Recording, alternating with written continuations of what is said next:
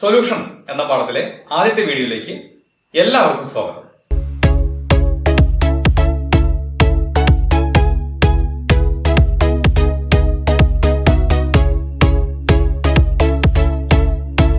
നമ്മുടെ നിത്യജീവിതത്തിൽ നമുക്ക് പരിചയമുള്ളതും അല്ലാത്തതുമായ പല രീതിയിൽപ്പെട്ട പല തരത്തിൽപ്പെട്ട സൊല്യൂഷൻസിന്റെ കെമിസ്ട്രിയാണ് നമ്മൾ ഇന്ന് പഠിക്കാൻ പോകുന്നത്. ആദ്യം എന്താണ് ഒരു സൊല്യൂഷൻ എന്ന് നോക്കാം. Definition wise, a solution is a homogeneous mixture of two or more than two components. ഒരു സൊല്യൂഷൻ ഉണ്ടാവണമെങ്കിൽ അറ്റ്ലീസ്റ്റ് രണ്ട് കമ്പോണന്റെങ്കിലും വേണം. ഈ രണ്ടെണ്ണത്തിൽ ലിമിറ്റ് ചെയ്യണമെന്നില്ല, രണ്ടിൽ കൂടുതൽ കമ്പോണൻസും ആവും. അതാണ് ഒരു സൊല്യൂഷൻ. അതിന്റെ പ്രത്യേകത, it is a homogeneous mixture. So what is mean by homogeneous mixture? Let us see. Homogeneous mixture means that its composition and properties are uniform throughout the mixture. ഒരു സൊല്യൂഷനെ സംബന്ധിച്ച് അതിന് കോമ്പോസിഷൻ ഉണ്ടാവും. ഫോർ എക്സാമ്പിൾ, ഒരു പഞ്ചസാര ലായനി എടുത്തു കഴിഞ്ഞാൽ ഒരു 10% കോൺസെൻട്രേറ്റഡ് ഷുഗർ സൊല്യൂഷൻ ആണെങ്കിൽ അതിനകത്ത് 10 ഗ്രാം ഷുഗർ ആണെങ്കിൽ 90 ഗ്രാം വാട്ടർ ആയിരിക്കണം. അപ്പൊ 10 + 90 100 ഗ്രാം. ഓക്കെ, അങ്ങനത്തെ ഒരു സൊല്യൂഷൻ ആകുമ്പോൾ നമുക്ക് 10% ഷുഗർ സൊല്യൂഷൻ എന്ന് വിളിക്കാം. ആ ഷുഗർ സൊല്യൂഷൻ എടുത്തിട്ട് അതിന്റെ ഏത് ഭാഗത്തു നിന്നും പരിശോധിച്ച് ഒരു സാമ്പിൾസ് എടുത്ത് പരിശോധിച്ച് കഴിഞ്ഞാലും അതിന്റെ കോമ്പോസിഷൻ സെയിം ആയിരിക്കും, യൂണിഫോം ആയിരിക്കും. ആ അനുപാതം 10:90 എന്നുള്ള അനുപാതം എല്ലായിടത്തും ഒരുപോലെ കീപ്പ് ചെയ്യും. അപ്പൊ അതിന്റെ കോമ്പോസിഷൻ എല്ലായിടത്തും ഒരുപോലെ ആയിരിക്കും. അതുപോലെ തന്നെ അതിന്റെ പ്രോപ്പർട്ടീസും, ആ സൊല്യൂഷന്റെ പ്രോപ്പർട്ടീസും എല്ലാ ഭാഗത്തും യൂണിഫോം ആയിരിക്കും. അങ്ങനെയുള്ള സൊല്യൂഷൻ നമ്മൾ എന്ത് വിളിക്കുന്നത്? ഹോമോജീനിയസ് സൊല്യൂഷൻ എന്ന് വിളിക്കുന്നത്. മനസ്സിലായല്ലോ? ഇനി ഒരു സൊല്യൂഷനെ സംബന്ധിച്ച് അറ്റ്ലീസ്റ്റ് മിനിമം 2 കമ്പോണൻസ് എങ്കിലും വേണം. നേരത്തെ ഞാൻ പറഞ്ഞു, അതായത് ഒരു കമ്പോണന്റ് സൊല്യൂട്ടും രണ്ടാമത്തെ കമ്പോണന്റ് വിളിക്കുന്നത് സോൾവെന്റുമാണ്. നമുക്ക് എങ്ങനെ സൊല്യൂട്ടിനെ സോൾവെന്റ് ഡിഫൈൻ ചെയ്യാൻ നോക്കാം. സോൾവെന്റ് എന്ന് പറഞ്ഞാൽ the component present in the largest quantity. ഒരു സൊല്യൂഷനകത്ത് ഏറ്റവും കൂടുതൽ അളവുള്ള കമ്പോണന്റ് എന്ന് വിളിക്കുന്നത് സോൾവെന്റ് എന്ന് വിളിക്കുന്നത്. അപ്പൊ സൊല്യൂട്ട് എന്ന് പറഞ്ഞാലോ, ഒരു സൊല്യൂഷനകത്ത് സോൾവെന്റ് അല്ലാതെ വരുന്ന എല്ലാ കമ്പോണൻസിനും എന്ത് വിളിക്കാം? സൊല്യൂട്ട് എന്ന് വിളിക്കാം. ഒരു സൊല്യൂഷനകത്ത് ഒരു സോൾവെന്റ് ആണെങ്കിൽ സൊല്യൂട്ട് 1, 2, 1 കൂടുതലാവാം. സൊല്യൂട്ട് എത്ര എണ്ണം വേണമെങ്കിലും ആവാം. മനസ്സിലായി? അതിൽ ഏറ്റവും കൂടുതൽ അളവിലുള്ളതായിരിക്കും, ആ സൊല്യൂഷനകത്ത് ഏറ്റവും കൂടുതൽ അളവ് ഉള്ളതായിരിക്കും സോൾവെന്റ് എന്ന് പറയുന്നത്. ഫോർ എക്സാമ്പിൾ, നമ്മളൊരു പഞ്ചസാര ലായനി ഷുഗർ സൊല്യൂഷൻ എടുക്കുകയാണെങ്കിൽ ഷുഗർ ആണ് അവിടുത്തെ സൊല്യൂട്ട്, അതാണ് കുറച്ച് എമൗണ്ട് ഉണ്ടാവുക. വാട്ടർ ആണ് അവിടുത്തെ സോൾവെന്റ്. ഉപ്പുവെള്ളമാണെങ്കിൽ ഉപ്പാണ് അവിടുത്തെ സൊല്യൂട്ട്, വാട്ടർ ആണ് അവിടുത്തെ സോൾവെന്റ്. ക്ലിയർ ആയല്ലോ? സോൾവെന്റിന്റെ ഫിസിക്കൽ സ്റ്റേറ്റിലാണ് നമ്മൾ സൊല്യൂഷനെ പറയാറ്. ഇപ്പൊ പഞ്ചസാര അഗെയിൻ ഷുഗർ സൊല്യൂഷൻ എടുക്കാം. ഒരു ലിക്വിഡ് സൊല്യൂഷൻ ആണത്, അല്ലെ? ദ്രാവകാവസ്ഥയിലുള്ള സൊല്യൂഷൻ. കാരണം അതിൽ സോൾവെന്റ് എന്ന് പറയുന്ന വാട്ടർ ആണ്, which is in the liquid state. അപ്പൊ സോൾവെന്റിന്റെ ഫിസിക്കൽ സ്റ്റേറ്റിലാണ് നമ്മൾ സൊല്യൂഷനെ പറയാറ്. പലതരത്തിൽപ്പെട്ട സൊല്യൂഷൻസ് ഉണ്ട്. സോൾവെന്റിന്റെ ഫിസിക്കൽ സ്റ്റേറ്റിനെ അടിസ്ഥാനമാക്കി പല ടൈപ്പ് സൊല്യൂഷൻസ് ഉണ്ട്. Gaseous solution, liquid solution and sold solutions. നമുക്ക് ജസ്റ്റ് ഒന്ന് അത്തരം സൊല്യൂഷൻസ്, ചില സൊല്യൂഷൻസ് ഒന്ന് പരിചയപ്പെടാം. ഈ പറഞ്ഞ ഗ്യാഷ്യസ്, ലിക്വിഡ്, സോൾഡ് സൊല്യൂഷൻസിനെ ജസ്റ്റ് ഒന്ന് പരിചയപ്പെടാം. കുറച്ച് എക്സാമ്പിൾസ് നോക്കാം. നോക്കല്ലേ? ഈ ടേബിൾ ഒന്ന് എല്ലാവരും നോക്കി. ഇവിടെ ഡിസ്പ്ലേ ചെയ്തിരിക്കുന്ന ടേബിൾ ഒന്ന് ജസ്റ്റ് ഒന്ന് നോക്കൂ. അതിൽ 3 ടൈപ്പ് സൊല്യൂഷൻസും അതിൽ തന്നെ 3 വീതം വേറെ ക്ലാസിഫിക്കേഷനും ഓരോന്ന് എക്സാമ്പിൾസും ഉണ്ട്. കാണുന്നല്ലോ അല്ലെ? ആദ്യത്തെ ഗ്യാഷ്യസ് സൊല്യൂഷൻ പരിശോധിച്ച് നോക്കാം. ഗ്യാഷ്യസ് സൊല്യൂഷനിൽ ആദ്യത്തെ കാറ്റഗറി സൊല്യൂട്ട് ഗ്യാസ് ആണ്, സോൾവെന്റ് ഗ്യാസ് ആണ്. അപ്പൊ ഗ്യാഷ്യസ് സൊല്യൂഷന് ഒരു ഗ്യാഷ്യസ് സൊല്യൂഷൻ ആണ്. അതിന്റെ എക്സാമ്പിൾ എന്ന് പറയുന്നത് mixture of gases, nitrogen oxygen mixture, non reacting ആയിട്ടുള്ള ഗ്യാസ് കൂടി ചേർന്നതിന് ഒരു ഗ്യാഷ്യസ് സൊല്യൂഷൻ ആയിട്ട് നമുക്ക് പരിഗണിക്കാം. Next, solute liquid solvent gas, liquid in gas. Example chloroform with nitrogen, mixed with nitrogen gas. Chloroform എന്ന് പറയുന്ന ലിക്വിഡ് സ്റ്റേറ്റിലും നൈട്രജൻ എന്ന് പറയുന്നത് നമുക്കറിയാം ഗ്യാഷ്യസ് സ്റ്റേറ്റിലും. അത് വേറെ സൊല്യൂഷൻ. അടുത്തത് 3ാമത്തെ കാറ്റഗറി, ഇതിൽ വരുന്ന 3ാമത്തെ type solid in gas. Solute solid ആണ്, സോൾവെന്റ് ആയിട്ട് ഗ്യാസ് ആണ് എടുത്തിരിക്കുന്നത്. അതിന് example camphor in nitrogen gas. അടുത്ത ടൈപ്പ് സൊല്യൂഷൻ ലിക്വിഡ് സൊല്യൂഷനിലേക്ക് പോവാം. ലിക്വിഡ് സൊല്യൂഷനിൽ ആദ്യത്തെ category gas in liquid. Gas solute, liquid solvent. ഇഷ്ടം പോലെ പരിചയം. നമുക്ക് ഏറ്റവും കൂടുതൽ ഒരുപക്ഷെ നമ്മൾ അറിയുന്ന സൊല്യൂഷൻസ് അതായിരിക്കും. Carbon dioxide water, soda water, soft ഡ്രിങ്ക്സിലൊക്കെ അല്ലേ. അതിന് ഗ്യാസ് സൊല്യൂട്ടാണ് കുറച്ചളവും, അതുപോലെ തന്നെ ലിക്വിഡാണ് സോൾവെന്റ് ആയിട്ട്. അത് വാട്ടറാണ് നമ്മുടെ സോൾവെന്റ് ആയിട്ട് എടുക്കുന്നത്, സോഡ വാട്ടറിലൊക്കെ. ഓക്സിജൻ ഡിസോൾവ് ഇൻ വാട്ടർ വേറൊരു എക്സാമ്പിൾ. അടുത്തത് ലിക്വിഡ് ഇൻ ലിക്വിഡ്. രണ്ട് ലിക്വിഡ്സ് തമ്മിൽ കൂടിച്ചേർന്ന് രണ്ട് ലിക്വിഡ്സ് തമ്മിൽ കൂടിച്ചേർത്ത് കഴിഞ്ഞാൽ നമുക്ക് ലിക്വിഡ് ഈ ടൈപ്പ് സൊല്യൂഷൻസ് കിട്ടും. Example ethanol in water. Ethanol നന്നായിട്ട് വെള്ളത്തിൽ ഡിസോൾവ് ചെയ്യും അല്ലെ, ആൽക്കഹോൾ ഡയലൂട്ട് ചെയ്യുന്നത് കേട്ടിട്ടുണ്ടാവുമല്ലോ. അടുത്താണ് സോളിഡ് ലിക്വിഡ്. നമുക്ക് ഏറ്റവും കൂടുതൽ പരിചയമുള്ള ഗ്യാസ് ഇൻ സോളിഡ് ലിക്വിഡ് കഴിഞ്ഞാൽ പിന്നെ ഏറ്റവും കൂടുതൽ പരിചയമുള്ളതായിരിക്കും സോളിഡ് ലിക്വിഡ്. പഞ്ചസാര വെള്ളം, ഉപ്പ് വെള്ളം, സോളിഡ്സ് ഇൻ ലിക്വിഡ് ഇഷ്ടം പോലെ എക്സാമ്പിൾസ് ഉണ്ട്. മനസ്സിലായല്ലോ. ഇനി മൂന്നാമത്തെ ടൈപ്പ് സൊല്യൂഷൻ സോളിഡ് സൊല്യൂഷൻസ് ആണ്. സോളിഡ് സൊല്യൂഷൻസിൽ first one gas in solid. Gas in solid that mean gas is taken as solute and solid is taken as solvent. Hydrogen on palladium. Hydrogen gas പല്ലിയുടെയും മെറ്റലിന്റെ മുകളിൽ ചേർന്ന സൊല്യൂഷൻ ആയിട്ട് മാറും. നമ്മൾ പല കാറ്റലിറ്റിക് ആക്ടിവിറ്റിക്ക് ഉപയോഗിക്കുന്ന ഒരു സാധനം എക്സാമ്പിൾ. അടുത്തത് liquid solute liquid solvent solid. ആ ടേബിൾ നോക്കട്ടോ, അവിടെ കറക്റ്റ് ആയിട്ട് അത് നോക്കുക, ഞാൻ പറയുമ്പോൾ അതുകൊണ്ട് നോക്കാം. Example amalgam of mercury with sodium. Mercury മറ്റ് മെറ്റൽസുമായി ചേരുമ്പോൾ അമാൽഗംസ് എന്ന് വിളിക്കാം, അമാൽഗമേഷൻ എന്ന് പറയാം. സിങ്ക് അമാൽഗം, സിങ്കുമായിട്ട് മെർക്കുറി സിങ്ക് അമാൽഗം. അപ്പൊ അതൊക്കെ മെർക്കുറി ആണ് അവിടെ സൊല്യൂട്ട് ലിക്വിഡ് സ്റ്റേറ്റിലും. ഏത് മെറ്റലാണ് എടുക്കുന്നത് അതാണ്, മറ്റ് മെറ്റൽ ഏതാണ് എടുക്കുന്നത് വെച്ചാൽ അതാണ് സോൾവെന്റ്. അത് രണ്ടും ഒന്ന് ലിക്വിഡ് ആണ്, സൊല്യൂട്ട് ലിക്വിഡ് സ്റ്റേറ്റിലാണ് മെർക്കുറി, സോൾവെന്റ് സോൾഡ് സ്റ്റേറ്റിലാണ് മെറ്റൽസ്. അപ്പോൾ എക്സാമ്പിൾ ഇവിടെ തന്നിരിക്കുന്ന എക്സാമ്പിൾ സോഡിയം അമാൽഗം. അപ്പോൾ സോളിഡ് സൊല്യൂഷനിൽ അവസാനത്തെ സോളിഡ് ആൻഡ് സോളിഡ്, സൊല്യൂട്ടും സോളിഡ്, സോൾവെന്റും സോളിഡ്. എക്സാമ്പിൾ കോപ്പർ, നമുക്ക് പരിചയമുള്ളതാണ്. Copper mix with gold. ഗോൾഡിന്റെ കൂടെ അതിന്റെ പ്രോപ്പർട്ടി ഒന്ന് എൻഹാൻസ് ഒന്ന് കൂട്ടാൻ വേണ്ടിയിട്ട്, അതിന്റെ ഗുണങ്ങളൊക്കെ ഒന്ന് കൂട്ടാൻ വേണ്ടിയിട്ട് ആഭരണ നിർമ്മാണ സമയത്ത് കോപ്പർ ചേർക്കുമല്ലോ. ആ ഗോൾഡ് എന്ന് പറയുന്ന സൊല്യൂഷൻ, ഒരു സോൾഡ് സൊല്യൂഷൻ എക്സാമ്പിൾ ആണ്. മനസ്സിലായല്ലോ. അപ്പൊ ഇവിടെ നമ്മൾ ഗ്യാഷ്യസ്, ലിക്വിഡ്, സോൾഡ് സൊല്യൂഷൻസിന് പരിചയപ്പെട്ടു, പലതരത്തിൽപ്പെട്ട സൊല്യൂഷന് പരിചയപ്പെട്ടു, എക്സാമ്പിൾസും കണ്ടു. ഇതെല്ലാം നമ്മുടെ ചുറ്റുപാട് നമുക്ക് പരിചയമുള്ള സബ്സ്റ്റൻസ് ആണ്, നമുക്ക് പരിചയമുള്ള സാധനങ്ങളാണ് ഇതൊക്കെ അല്ലെ. ഇതെല്ലാം സൊല്യൂഷൻസ് ആണ്. നേരത്തെ പറഞ്ഞ പോലെ കാറ്റഗറിയിൽ വരുന്നതാണ്. ഹോമോജീനിയസ് മിക്സ്ചർ ആണ് ഇവയൊക്കെ. ഓക്കെ, ഇനി നമുക്ക് സൊല്യൂഷൻസിന്റെ കോൺസെൻട്രേഷൻ എങ്ങനെയാണ് എക്സ്പ്രസ് ചെയ്യാം. നിങ്ങളെ സംബന്ധിച്ച്, ഭാരത്തിനെ സംബന്ധിച്ച്, അതുപോലെ തന്നെ നീളത്തിനെ കുറിച്ച്, ദൂരം, ഈ പറയുന്ന അളവുകളെ കുറിച്ചൊരു ധാരണ നിങ്ങൾക്കുണ്ട്. ഇപ്പൊ ഞാൻ ഒരാളോട് പറയാണ്, ഇവിടെ 100 കിലോഗ്രാമിന്റെ ഒരു ചാക്കുണ്ട്, അതൊന്ന് തലയിൽ വെച്ചിട്ട് അപ്പുറത്തേക്ക് കൊണ്ടുവരണം പറഞ്ഞാൽ ആരെങ്കിലും സംഭവിക്കും? ഇവിടെ ഇരിക്കുന്ന ആരെങ്കിലും സംഭവിക്കും? 100 കിലോഗ്രാമിന്റെ ചാക്ക ഇല്ല. എന്തുകൊണ്ടാ? നിങ്ങൾക്ക് 100 കിലോഗ്രാം എന്ന് പറയുന്നതിനെ കുറിച്ച് നല്ല ധാരണയുണ്ട്. നമ്മളെ കൊണ്ട് പൊക്കാൻ പറ്റാത്ത അത്രയും വെയിറ്റ് ആണ് 100 കിലോഗ്രാം എന്ന് പറയുന്നത്. ഓക്കെ, പകരം ഞാൻ പറയുന്നത് 1 കിലോഗ്രാമിന്റെ ചെറിയൊരു കല്ലുണ്ട് അവിടെ, അത് എടുത്തുനിന്ന് അപ്പുറത്തേക്ക് കൊണ്ടുവയ്ക്കണം എന്ന് പറയുമ്പോൾ നിങ്ങൾ നല്ല മനസ്സിലുള്ള ആൾക്കാർ സുഖമായിട്ട് ചെയ്യും. കാരണം എന്താണ്? 1 കിലോഗ്രാം എന്ന് പറയുമ്പോൾ നമുക്ക് ഇതിനെ കൈ പിടിക്കാവുന്നുണ്ട്, അല്ലെങ്കിൽ 10 ഗ്രാം എന്ന് പറയുമ്പോൾ കൈ പിടിക്കാവുന്നുണ്ട്. മനസ്സിലായല്ലോ. അപ്പൊ ആ ഭാരത്തിനെ കുറിച്ച് ഒരു ധാരണയുണ്ട്. ഓക്കെ, അതുപോലെ തന്നെ ദൂരം, നീളം, ഇതിനെ കുറിച്ചിട്ട് ഞാൻ പറയുന്നു 50 കിലോമീറ്റർ ദൂരം 1 മണിക്കൂർ പോയി വന്നു കഴിഞ്ഞാൽ ഞാൻ നിങ്ങൾക്ക് 5000 രൂപ തരാന്ന് പറഞ്ഞാൽ, അല്ലെങ്കിൽ 10000 രൂപ തരാന്ന് പറഞ്ഞാൽ ആരെങ്കിലും അതിന് മെനക്കെടും? 50 കിലോമീറ്റർ ദൂരം 1 മണിക്കൂർ കൊണ്ട് നടന്നു പോയി വരണം, നടക്കൂ? ഇല്ല. എന്താണ് 50 കിലോമീറ്റർ എന്ന് പറയുന്നത്? കിലോമീറ്റർ എന്നതിനെ കുറിച്ച് ധാരണയുണ്ട് ആണല്ലോ. ഇതേ ഓഫർ ഞാൻ പറയാണ്, 10000 രൂപ തരാം, 1 കിലോമീറ്റർ അപ്പുറത്ത് ഓടിന്റെ സാധനം വാങ്ങിക്കൊണ്ട് എല്ലാവരും പോകില്ലേ? ഓട്ടായിരിക്കും എല്ലാവരും. കാരണം എന്താ? ആ 1 കിലോമീറ്റർ, ആ കിലോമീറ്റർ എന്നുള്ള അല്ലെങ്കിൽ മീറ്റർ എന്നതിനെ കുറിച്ചൊക്കെ നമുക്ക് വ്യക്തമായ ധാരണയുണ്ട് അല്ലെ, ഇത്രയാണെന്നുള്ളത്. പക്ഷെ കോൺസെൻട്രേഷനെ കുറിച്ച് നിങ്ങൾ അധികമൊന്നും ചെറിയ ക്ലാസ്സുകളിൽ അതിനെക്കുറിച്ച് കൂടുതലൊന്നും പഠിച്ചിട്ടില്ല. ചെറിയ കാര്യങ്ങളൊക്കെ അറിയായിരിക്കും, ശരിയല്ലേ? അപ്പൊ ഇവിടെ നമ്മൾ ആദ്യം തന്നെ സൊല്യൂഷനിലേക്ക് പോകുന്നതിന് മുമ്പ്, ഡീപ്പായിട്ട് പോകുന്നതിന് മുമ്പ് കോൺസെൻട്രേഷനെ കുറിച്ചൊരു ധാരണ ഉണ്ടായിരിക്കണം. നമുക്ക് ആകെ അറിയാവുന്നത് ചായയിൽ മധുരം കൂടി അല്ലെ, അല്ലെങ്കിൽ മധുരം കുറവാണ്. ക്വാളിറ്റേറ്റീവ് ആയിട്ടുള്ള കാര്യങ്ങൾ നമുക്കറിയാം. അതിന് ക്വാണ്ടിറ്റേറ്റീവ് ആയിട്ടുള്ള ആസ്പെക്ട്സിനെ കുറിച്ച് നമുക്ക് കോൺസെൻട്രേഷനെ കുറിച്ച് ധാരണയില്ല. അപ്പൊ നമ്മൾ ആദ്യം അത് ഉണ്ടാക്കാനാണ് പോകുന്നത്. ഓക്കെ, ഒരു കാര്യം കൂടെ സൂചിപ്പിക്കട്ടെ. നമ്മളിപ്പോ മാസിന്റെ കാര്യം കിലോഗ്രാം പറഞ്ഞു. എല്ലാ സമയത്തും നമ്മൾ മാസ്, ഭാരം, അത് നമ്മൾ പറയുന്നത് കിലോഗ്രാമിലാണോ? അല്ല. ഒരു കല്ലിന്റെ ഭാരം, നമ്മൾ വലിയൊരു കല്ലിന്റെ ഭാരം കിലോഗ്രാം പറയും അല്ലെ, ആണല്ലോ.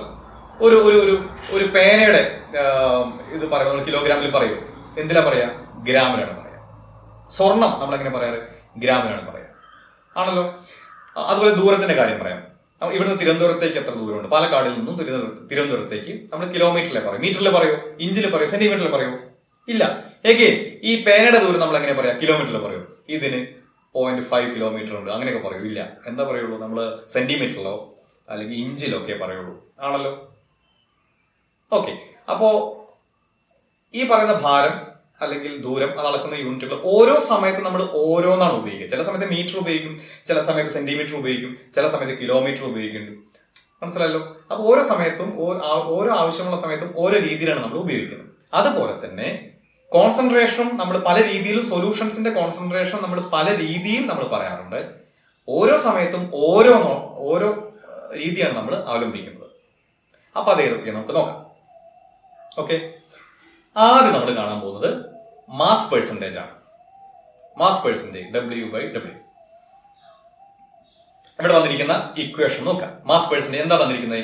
Mass of the component in the solution divided by total mass of the solution into 100%. അപ്പൊ നമ്മൾ 100 കൊണ്ട് മൾട്ടിപ്ലൈ ചെയ്യണം. ഒരിക്കൽ കൂടി, mass of the component in the solution divided by total mass of the solution into 100. Okay, ഇത് സാധാരണ ഉപയോഗിക്കും. ഞാൻ നേരത്തെ പറഞ്ഞു, ഓരോ സാഹചര്യങ്ങളും ഓരോ രീതിയിലാണ് കോൺസെൻട്രേഷൻ പറയാം. ഇത് സാധാരണ ഉപയോഗിക്കുന്നത് ഇൻഡസ്ട്രിയൽ കെമിക്കൽ ആപ്ലിക്കേഷൻസിലാണ് നമ്മൾ സാധാരണ ഉപയോഗിക്കാറ്. ഓക്കെ, അപ്പോ ഒരു എക്സാമ്പിൾ പറയുകയാണെന്ന് വെച്ചാൽ 10% glucose in water by mass എന്ന് പറഞ്ഞാൽ, 10% glucose in water by mass എന്ന് പറഞ്ഞാൽ അവിടെ ഉദ്ദേശിക്കുന്നത് 10 ഗ്രാമാണ് ഗ്ലൂക്കോസ് എടുത്തിരിക്കുന്നതെങ്കിൽ 90 ഗ്രാം വെള്ളം എടുക്കണം. അതായത് സൊല്യൂഷൻ ആവും. 10 ഗ്രാം ഗ്ലൂക്കോസ് എടുത്തു കഴിഞ്ഞാൽ 90 ഗ്രാം വെള്ളം എടുക്കണം. അപ്പൊ ടോട്ടൽ സൊല്യൂഷന്റെ വെയിറ്റ് മാസ് എത്രയാണ്? 10 gram glucose plus 90 gram water, 100 gram ആണ് സൊല്യൂഷന്റെ വെയിറ്റ്. മനസ്സിലായല്ലോ? അപ്പൊ ഈ ആപ്ലിക്കേഷൻ അതിലൊന്ന് പ്രയോഗിച്ച് നോക്കൂ. Mass of the component in the solution. അപ്പൊ അതിലൊരു കമ്പോണന്റ് ആണ് ഗ്ലൂക്കോസ്, അതിന്റെ mass 10 gram 10 divided by total mass of the solution. എത്ര വന്നത്? 100 × 100. അപ്പോൾ 10% ഗ്ലൂക്കോസ് സൊല്യൂഷൻ എന്ന് പറഞ്ഞാൽ അതാണ്. നമ്മൾ സാധാരണ ഇൻഡസ്ട്രിയൽ കെമിക്കൽ ആപ്ലിക്കേഷന്റെ കാര്യം ഞാൻ പറഞ്ഞു. നമുക്ക് ഈ ഇതുണ്ടല്ലോ, bleaching powder, commercial bleaching powder which contain 3.92 gram of sodium hypochlorite in water. അതിന്റെ അർത്ഥം എന്താണ്? കൊമേഴ്സ്യൽ ബ്ലീച്ചിങ് പൗഡറിനകത്ത് 3.92 gram sodium hypochlorite, bleaching powder നോക്കാൻ സോഡിയം ഹൈപ്പോക്ലോറൈറ്റ് ഇൻ വാട്ടർ. ആ 3.92 gram 100 ml solution, 100 gram solution ആണെങ്കിൽ 3.92 ഗ്രാം സോഡിയം ഹൈപ്പോക്ലോറൈറ്റും ബാക്കി വരുന്നത് 100ൽ ബാക്കി വരുന്നത് വാട്ടറുമായിരിക്കും. അതാണ് ഇതിന്റെ അർത്ഥം. ഇതാണ് മാസ് പെർസെന്റേജ് എന്ന് പറയുന്നത്. കോൺസെൻട്രേഷൻ എക്സ്പ്രസ് ചെയ്യുന്ന ഒരു രീതി. അത് ആദ്യത്തെ മാസ് പെർസെന്റേജ് ഓർത്ത് വയ്ക്കുക. ഓക്കെ, അടുത്തതിലേക്ക് പോകാം. അടുത്തത് വോളിയം പെർസെന്റേജ് ആണ്. V/V എന്ന് കാണാം. ഇക്വേഷൻ നോക്കാം. Volume percentage is equal to volume of the component divided by total volume of the solution into 100. Okay, ഇത് സാധാരണ നമ്മൾ ഉപയോഗിക്കുന്നത് ലിക്വിഡ്സിനാണ് ഇത് സാധാരണ പ്രയോഗിക്കാറ്. സൊല്യൂഷൻസിന്റെ ലിക്വിഡ് ഫോം ആ സമയത്താണ് ഇത് സാധാരണ നമ്മൾ ഉപയോഗിക്കാറ്. ഓക്കെ, ഒരു എക്സാമ്പിൾ പറയാം. 10% എത്തനോൾ സൊല്യൂഷൻ എന്ന് പറഞ്ഞാൽ, 10% എത്തനോൾ സൊല്യൂഷൻ എന്ന് പറഞ്ഞു കഴിഞ്ഞാൽ 10 ml ടോട്ടൽ സൊല്യൂഷന്റെ വോളിയം 100 ml ആണെങ്കിൽ 10 ml എത്തനോൾ പ്ലസ് ബാക്കി എത്ര വാട്ടറാണ്? 90 ml വാട്ടർ. മനസ്സിലായല്ലോ? 10 ml എത്തനോളും 90 ml വാട്ടറും ചേർന്നാൽ 100 ml സൊല്യൂഷനാണ്. ഓക്കെ, അപ്പൊ ഇക്വേഷൻ പ്രകാരം mass of volume of the component 10 divided by total volume of the solution 100 × 100. അപ്പൊ 10% എത്തനോൾ സൊല്യൂഷൻ ആണ്. മനസ്സിലായല്ലോ?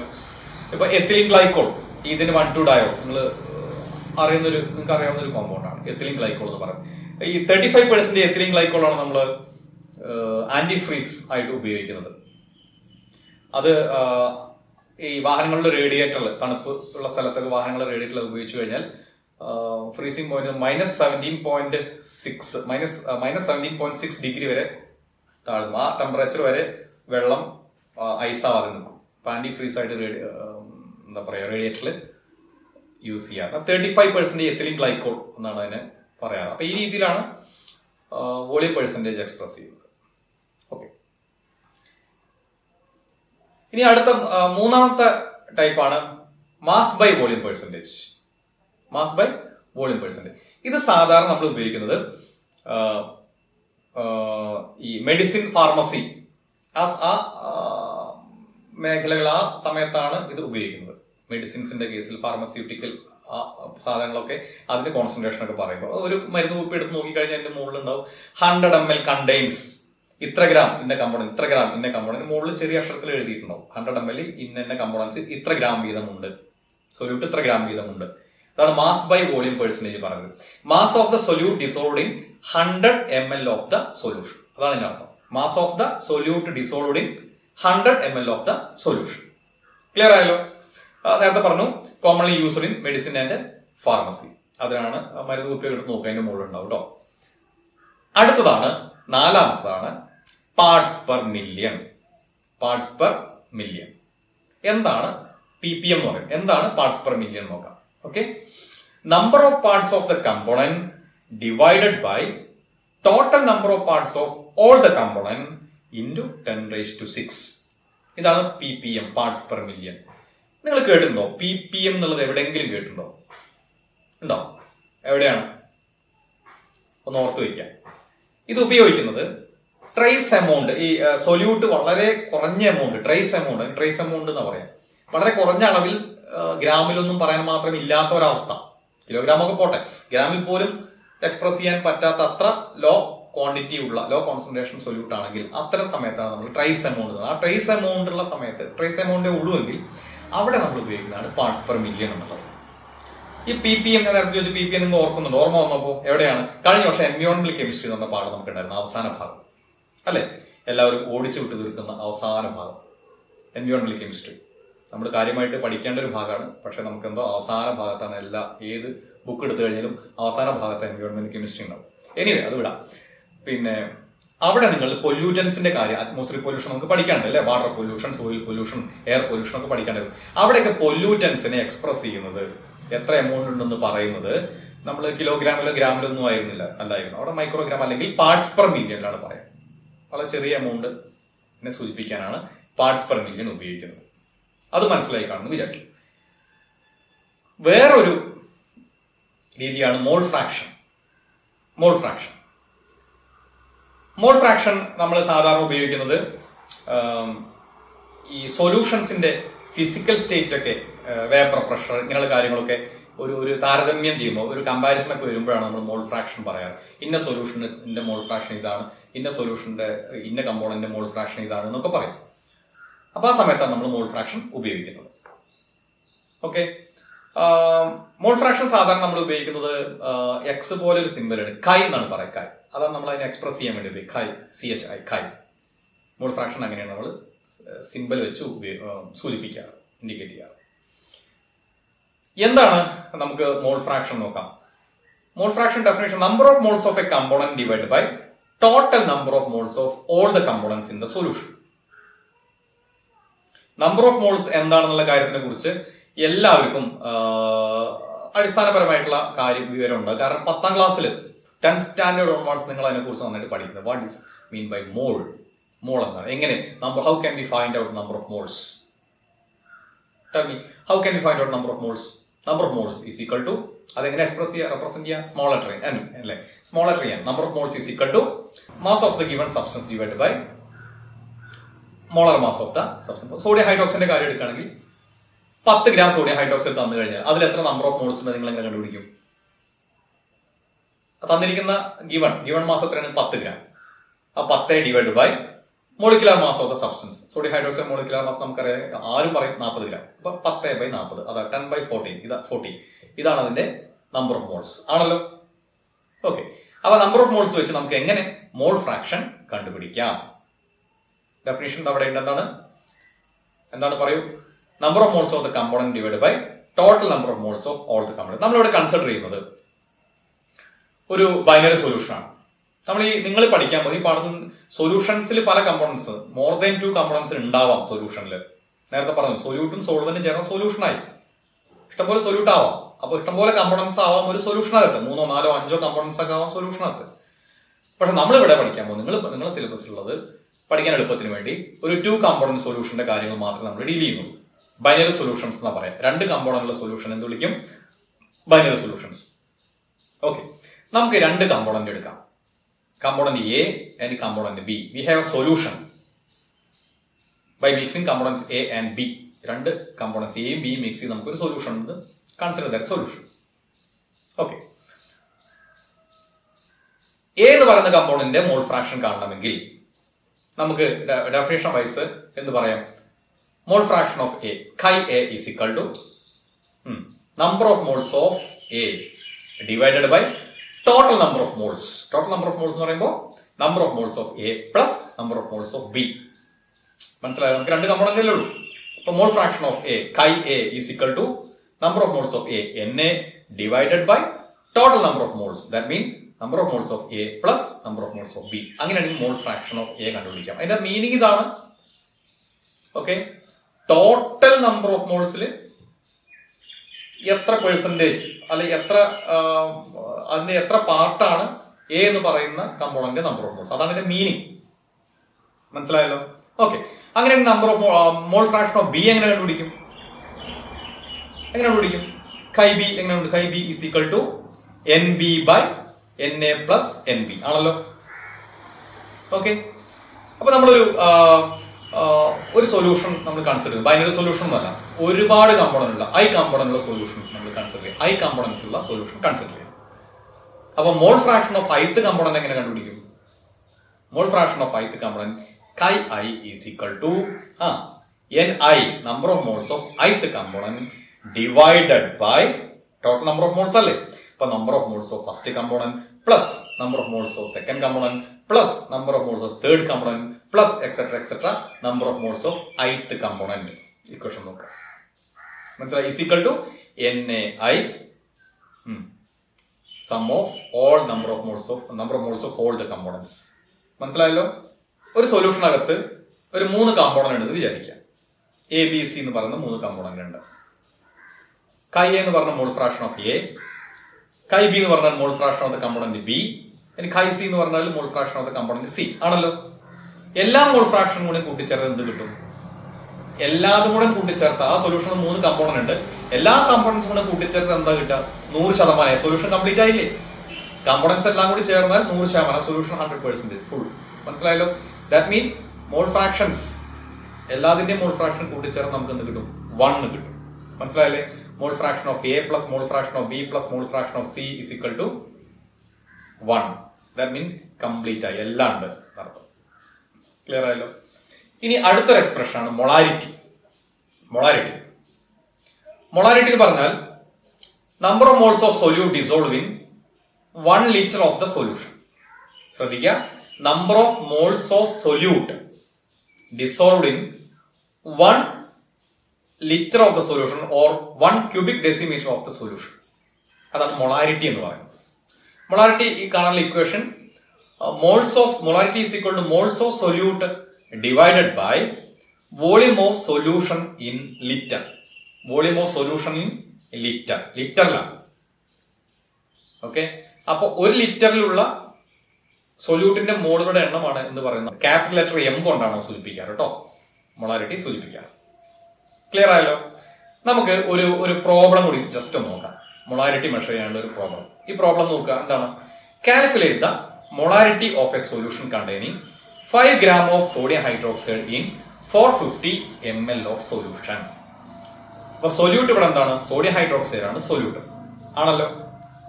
ഓക്കെ, സൊല്യൂഷന്റെ വോളിയം എത്രയാണ്? 450 മില്ലിമീറ്റർ. മില്ലിമീറ്ററിലാണ് തന്നിരിക്കുന്നത്. ഇക്വേഷൻ പ്രകാരം നമുക്ക് ലിറ്റർ ആണ് ആവശ്യം അല്ലെ. നമുക്ക് നോക്കാം, സോൾവ് ചെയ്ത് നോക്കാം. ഓക്കെ, അപ്പൊ ആദ്യം കാണാം എന്താണ് ഇക്വേഷൻ. എന്താ നമുക്കറിയാം?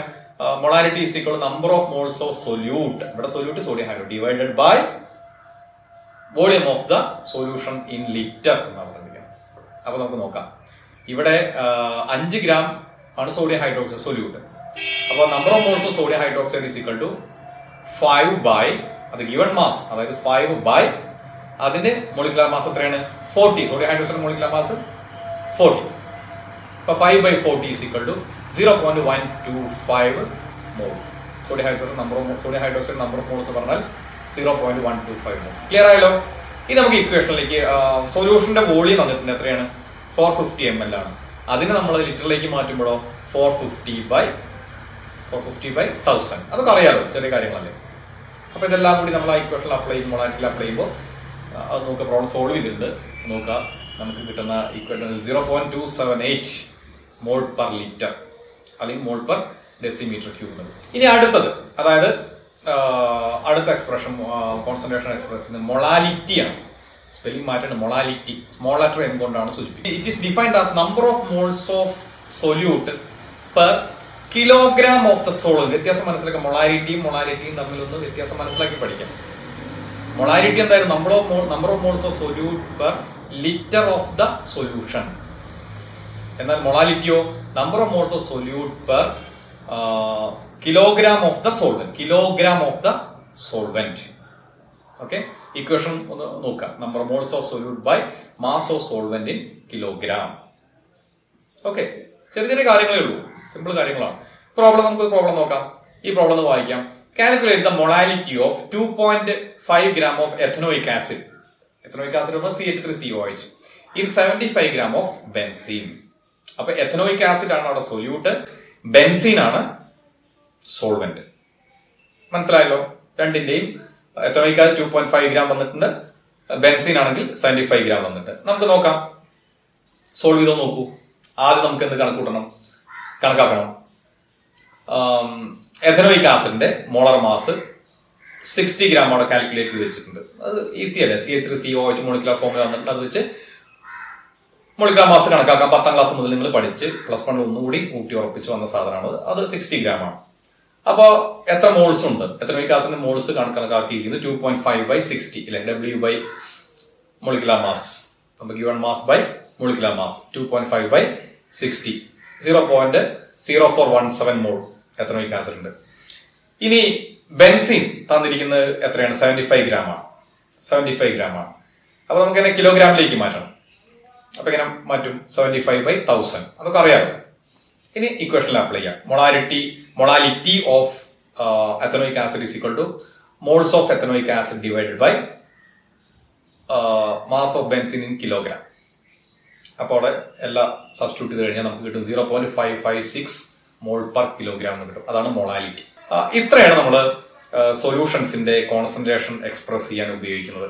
ഇതിൽ നിങ്ങൾ കണ്ടു കാണും, പല സാഹചര്യങ്ങളിലും എല്ലാം ഒരുപോലെ അല്ല ഉപയോഗിക്കുന്നത്. ഓരോ സാഹചര്യങ്ങളിലും ഓരോന്നാണ് ഉപയോഗിക്കുന്നത്. ഓക്കെ, പിന്നെ ഈ മൊളാലിറ്റി ഒക്കെ നമ്മൾ സാധാരണ ലബോറട്ടറി പ്രാക്ടിക്കൽ എക്സ്പെരിമെന്റ് ഒക്കെ ചെയ്യും. Volumetric practical experiment, qualitative experiments ഒക്കെ പ്രാക്ടിക്കൽ ഉണ്ട്. അല്ലെങ്കിൽ ക്വാണ്ടിറ്റേറ്റീവ് പ്രാക്ടിക്കൽ എക്സ്പെരിമെന്റ്സ് ഒക്കെ ചെയ്യുമ്പോൾ അതിൽ നമ്മൾ മൊളാരിറ്റി അതുപോലെ ഇതിൽ സൂചിപ്പിക്കാത്ത നോർമാലിറ്റി ഇങ്ങനെയുള്ള കാര്യങ്ങളിലൊക്കെ നമ്മൾ എക്സ്പ്രസ് ചെയ്യാറ്. ആസിഡിന്റെയും ബേസിന്റെയും ഒക്കെ നമ്മൾ കോൺസെൻട്രേഷൻ എക്സ്പ്രസ് ചെയ്യാറ് മൊളാലിറ്റി ഇങ്ങനെയൊക്കെ വെച്ചിട്ടാണ്. നമ്മൾ ഇതുവരെ 7 രീതിയിൽ കോൺസെൻട്രേഷൻ എക്സ്പ്രസ് ചെയ്യുന്നത് എങ്ങനെ കണ്ടു. അതിൽ ഓരോന്നിനും അതിന്റെ മെറിറ്റും ഉണ്ട്, അതുപോലെ തന്നെ ഡിമെറിറ്റ്സും ഉണ്ട്. Weight percentage, parts per million, molality, mole fraction തുടങ്ങിയവയൊക്കെ which are independent of temperature. എന്നാൽ അവസാനം ഡിസ്കസ് ചെയ്ത molality which is a function of temperature. പറയാൻ കാരണം we know the volume depends on temperature. Volume varies with temperature.